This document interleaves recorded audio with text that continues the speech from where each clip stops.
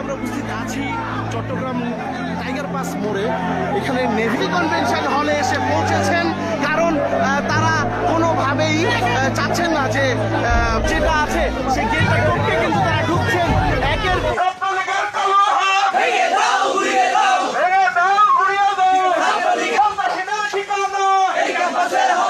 তাদের গোপালগঞ্জ সদর হাসপাতালে জরুরি বিভাগে ভর্তি করা হয়েছে। আপনার এখানে যারা আহত হয়েছে আমরা যদি তাদের একটু পরিচয় দেখি, applied chemistry and chemical engineer বিভাগের 17-18 শিক্ষাবর্ষের শিক্ষার্থী সেলিম রাজা। কৃষি বিভাগের আসসালামু আলাইকুম দর্শক, দেশ ও দেশের বাইরে থেকে যারা এই মুহূর্তে ভিডিও ওপেন করেছেন সবাইকে অসংখ্য অসংখ্য ধন্যবাদ। দর্শক, প্রথমেই আপনারা শিরোনাম দেখেছেন, এখন দেখবেন বিস্তারিতর প্রথম অংশেই আপনারা দেখেছেন যে আওয়ামী লীগ নেতা চট্টগ্রামে ধরা পড়েছে এবং আওয়ামী লীগ নেতাকর্মীরা বর্তমানে বাংলাদেশের 8 সমন্বয়ককে মেরে মেডিকেলে পাঠিয়ে দিয়েছে, এমন সূত্র ধরে বাংলাদেশে হট্টগোল সৃষ্টি হয়ে গেছে। চলুন প্রথমেই আমরা আওয়ামী লীগ নেতা গ্রেপ্তারের যে মূল দৃশ্যটা আমরা একটু দেখে আসি, তাহলে বুঝতে পারি। দর্শক, এই মুহূর্তে আমরা উপস্থিত আছি চট্টগ্রাম টাইগার পাস মোড়ে। এখানে নেভি কনভেনশন হলে এসে পৌঁছেছেন, কারণ তারা কোনোভাবেই চাচ্ছেন না যে যেটা আছে সেই গেটটা টপকে কিন্তু তারা ঢুকছেন। একের পর এক আমরা এখানে দেখতে পাচ্ছি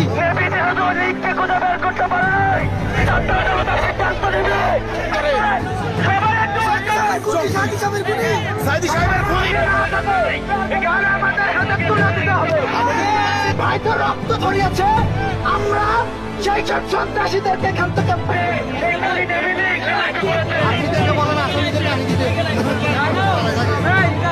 আমরা দেখতে পাচ্ছি এবং ছাত্ররা মারাত্মক ক্ষুব্ধ হয়ে আছেন এবং তারা দেখতে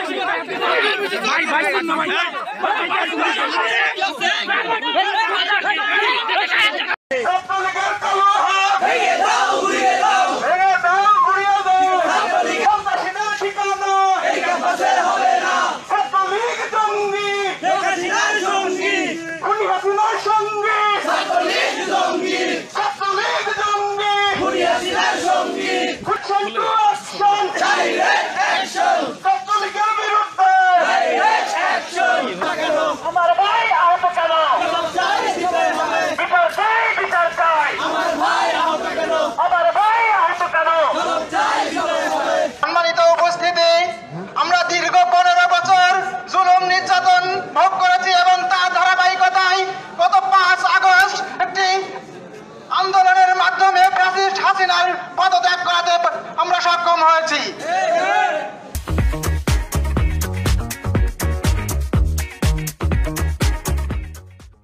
এই ফ্যাসিস্ট সরকারের দোসররা আগেও যেমন বাংলাদেশের সাধারণ শান্তিপ্রিয় মানুষের উপরে জুলুম নির্যাতন চালিয়ে যাচ্ছিল, এখনো দেখতে পাচ্ছি তাদের একটি চক্র, একটি গোষ্ঠী সেইভাবেই আমাদের উপর আক্রমণ চালিয়ে যাচ্ছে। আমরা গত 2 দিন দেখছি এই গোপালগঞ্জের মাটিতে বসে মরবিবি ছাত্রদের উপর, যারা আন্দোলনে নেতৃত্ব দিয়েছে তাদের উপর, যারা এই আন্দোলনে অংশগ্রহণ করেছে তাদের উপর অতর্কিতভাবে হামলা হয়েছে। সম্মানিত উপস্থিতি, আসসালামু আলাইকুম ওয়া রাহমাতুল্লাহ। আপনারা অবগত আছেন গতকাল 7টা নাগাদ আমাদের বিশ্ববিদ্যালয়ের applied chemistry and chemical engineering এর 2 জন ছাত্র সেলিম রাজা ভাই এবং খালিদ, এবং এগ্রিকালচার ডিপার্টমেন্টের 2 জন ছাত্র ইয়াজদানি এবং তাহমিদ ভাই, এছাড়াও গোপালগঞ্জ জেলা মাদ্রাসার একটা ছাত্র এই 5 জন আরো অন্যান্য ছিল, তাদেরকে হচ্ছে গোপালগঞ্জ জেলা যারা সন্ত্রাসী কর্মকাণ্ড অততৎপরতা চালায়, এদের কাছে হচ্ছে আমাদের এই ভাইরা অতর্কিত হামলার শিকার হয়। এর মাধ্যমে আমরা বিশ্ববিদ্যালয়ের শিক্ষার্থীরা এটা ফিল করি যে আমরা এই বিশ্ববিদ্যালয়ের শিক্ষার্থীরা গোপালগঞ্জ জেলার মতো জায়গায় আমরা এখনো পর্যন্ত ইনসিকিউর, ঠিক কিনা? আমরা 5 আগস্টের পরে এমন একটি বাংলাদেশ চেয়েছি যেখানে প্রত্যেকটা শিক্ষার্থী নিরাপদের সাথে বসবাস করবে, প্রত্যেকটা মানুষ এখানে তার মতামতগুলো সঠিকভাবে প্রকাশ করতে পারবে। কিন্তু আমরা বাংলাদেশের মানচিত্রের দিকে যদি তাকাই, চিত্রের দিকে তাকালে আমরা দেখি এই গোপালগঞ্জে বিশ্ববিদ্যালয়ের ছাত্ররা বারবার অবহেলিত এবং নির্যাতিত, ঠিক কিনা? গোপালগঞ্জের মানুষ আমাদেরকে তাদের খেলার পুতুল মনে করে এবং তারা আমাদেরকে যে কোনো সময় যে কোনো ভাবে আমাদের মেসে ঢুকে রাস্তাঘাটে রিক্সাওয়ালা থেকে শুরু করে দোকানদার পর্যন্ত আমাদেরকে নানা রকম মানসিক এবং শারীরিক নির্যাতন করে। আমরা এই জায়গা থেকে আজকে প্রতিবাদ জানাই এবং বিশ্ববিদ্যালয়ের প্রশাসন এবং গোপালগঞ্জ জেলার পুলিশ, সেনাবাহিনী প্রশাসন যারা আছেন সবার কাছে আমরা আমাদের সাংবাদিকদের মাধ্যমে আহ্বান জানাই, এই গোপালগঞ্জ জেলার শিক্ষার্থীরা অর্থাৎ দশমুখ বিপ্লবী শিক্ষার্থীরা যদি এদের উপরে পরবর্তী কোনো সময়, আজকের পরে পরবর্তী কোনো সময়ে কোনো প্রকার যদি মানসিক এবং শারীরিক নির্যাতনের শিকার হয়, আমরা শিক্ষার্থীরা 100 ছাড় দেব না, ঠিক কিনা? সন্ত্রাসী সকল কর্মকাণ্ডের খবর রচনা হয়েছে। এখন আবার এই বাংলাদেশে, বিপ্লবোত্তর এই বাংলাদেশে সেই সন্ত্রাসী কর্মকাণ্ডের জায়গা কিভাবে হয়? আমরা একই সাথে বলতে চাই, আমরা আর কোন সন্ত্রাসীদের ঠিকানায় গোপালগঞ্জের মাটিতে দেখতে চাই না। আমরা দেখতে চাই দ্রুত সময়ে এই সন্ত্রাসীদের জন্য কি পদক্ষেপ নেওয়া হয়, কারণ এখানে বিশ্ববিদ্যালয়ের প্রতিটি ছাত্রের জন্য নিরাপত্তার বিষয় চলে আসছে। আমাদের বিশ্ববিদ্যালয়ের অধিকাংশ ছাত্ররা বাইরে থাকে, সুতরাং তাদের নিরাপত্তা নিশ্চিত করার জন্য অবশ্যই পুলিশকে কার্যকরী পদক্ষেপ নিতে হবে এবং দ্রুততম সময়ে এই সন্ত্রাসীদের বিচারের আওতায় আনতে হবে। একই সাথে বলতে চাই, এই আওয়ামী সন্ত্রাসীদের পুনর্বাসন করার জন্য যারা মাঠে নেমে পড়েছেন তাদেরকে বলতে চাই, আপনারা এত দ্রুত কি করে এই ফ্যাসিস্টদের চরিত্র ভুলে যান? আপনাদের এত দ্রুত এই ফ্যাসিস্টের চরিত্র ভুলে যাওয়া উচিত না। আপনাদের একটা কথা বলতে চাই, মির্জাপুরের চরিত্র বারবার ফিরে আসে, কারণ মির্জাপুর এক ঐতিহাসিক চরিত্র। সুতরাং আপনারা সেই মির্জাপুরের চরিত্রে নিজেদের অধিষ্ঠিত করবেন না। বিসমিল্লাহির রহমানির রহিম। প্রিয় ভাইরা, আজকে আমরা উপস্থিত হয়েছি, আপনারা সবাই জানেন আমাদের একজন ভাই, একজন না বেশ কয়েকজন ভাই, প্রায় 5 জনের মতো ভাই এই বিশ্ববিদ্যালয়ের শিক্ষার্থী, যারা হচ্ছে যে স্থানীয় লোকদের দ্বারা আক্রান্ত হয়েছে। তো আমরা মনে করছি এটা প্রতীত আওয়ামী ফ্যাসিস্টদের দোসররা এই কাজটা করেছে।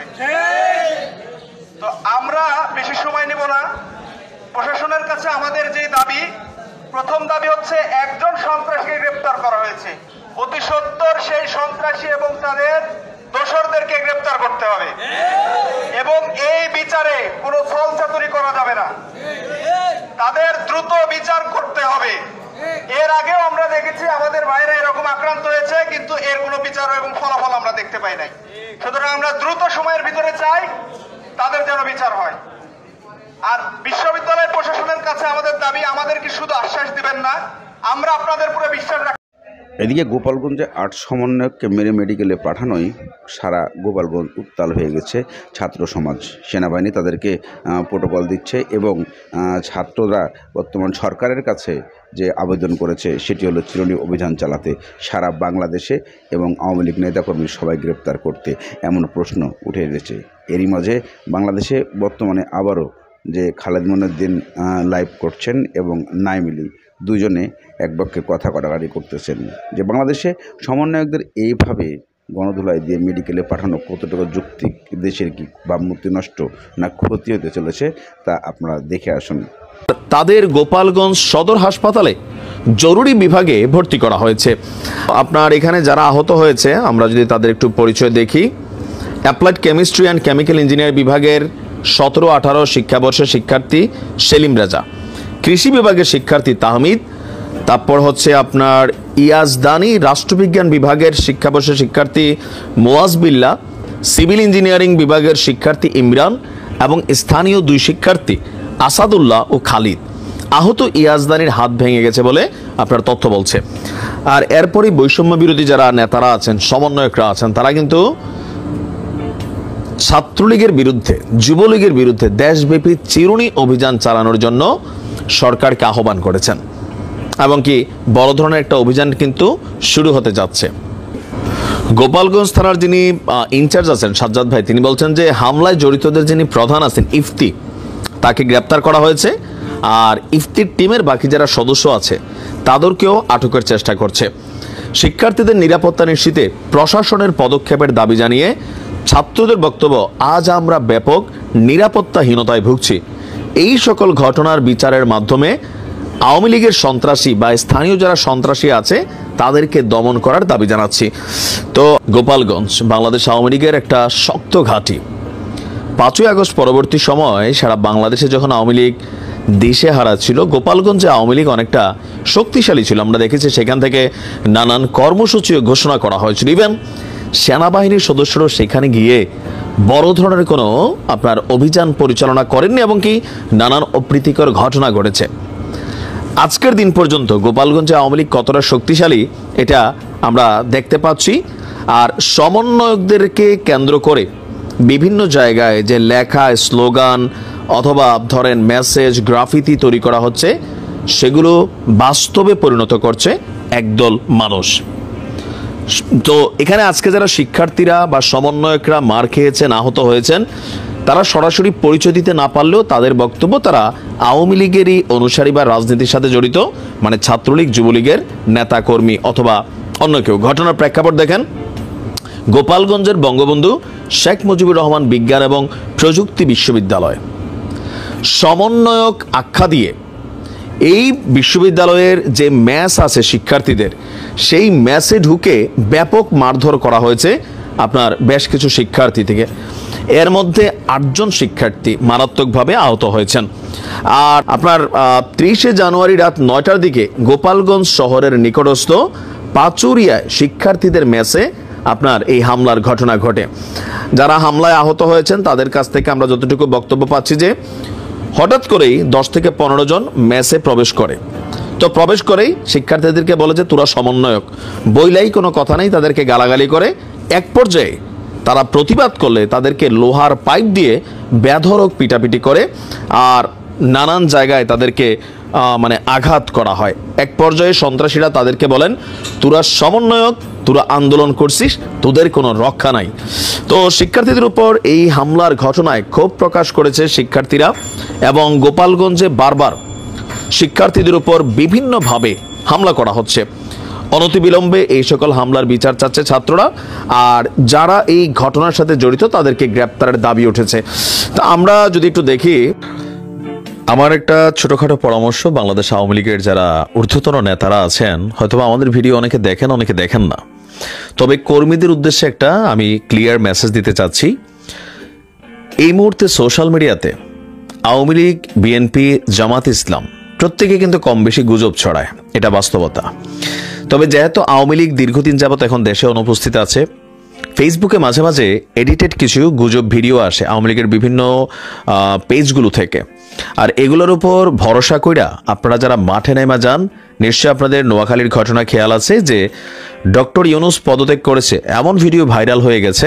এরপরেই স্থানীয় কিছু নেতাকর্মী মাঠে নাইমা শোডাউন দিয়েছিল, প্রত্যেকে কিন্তু এখন কারাগারে আছে। হ্যাঁ, এটা খেয়াল রাখেন। আর আমাদের এই মুহূর্তে যে নিউজগুলো একের পর এক গণমাধ্যমে আসছে, এগুলা প্রচারণা অথবা সরকারকে চাপে রাখার বাহিরে বাস্তব ভিত্তিক বলে আমার কিন্তু মনে হয় না। যেমন আমরা আজকে জনকণ্ঠ থেকে শুরু করে ভারতের গণমাধ্যমে একটা নিউজ গতকালকে থেকে আবারও আসছে, আমি 2 দিন আগেও নিউজটা দিছি যে আগামী 26শে মার্চ একযোগে আওয়ামী লীগের কয়েক শতাধিক এমপি মন্ত্রীরা দেশে ফিরবেন। যেই নিউজগুলো আসছে বা ইন্ডিয়ান এক্সপ্রেসে যেই প্রতিবেদন ছাপানো হচ্ছে, এগুলো আসলে কতটুকু সত্য বা কতটুকু বাস্তব ভিত্তিক। প্রথমত এই নিউজগুলোকে নিয়ে আমাদের প্রধান উপদেষ্টার যে প্রেস উইং আছেন সেখান থেকে কিন্তু বলা হয়েছে যে এগুলা বিভ্রান্তিকর অপপ্রচার। এখন আসেন যে আওয়ামী লীগকে আদৌ 26শে মার্চ ফেরার মতন পরিস্থিতি বাংলাদেশে তৈরি হয়েছে। যখন নিউজগুলো গণমাধ্যমে প্রচারিত হচ্ছে, আপনি ছাত্র জনতার ভাষাটা যদি একটু দেখেন, বিএনপির অবস্থানটা যদি একটু দেখেন, জামাতের অবস্থানটা যদি একটু দেখেন, যে আওয়াজ দিয়া এয়ারপোর্ট থেকে প্লেন আসবে, আমাদের নেতা এমপিরা এয়ারপোর্ট ক্রস করে বের হবে, এটা অকল্পনীয় একটা ইস্যু, অকল্পনীয়। বরঞ্চ দেশে যারা আছে তারাই অনেকে এখন দেশ ছেড়ে পালানোর জন্য কিন্তু চেষ্টা করছেন। সো এই মুহূর্তে আগামী 26শে মার্চ বাংলাদেশে আওয়ামী লীগ নেতাকর্মীদের এমন কোনো প্রেক্ষাপট তৈরি হয়নি যেখানে আওয়ামী লীগের যেই তথ্যগুলা আমরা বিভিন্ন জায়গা থেকে দেখছি বা গণমাধ্যমে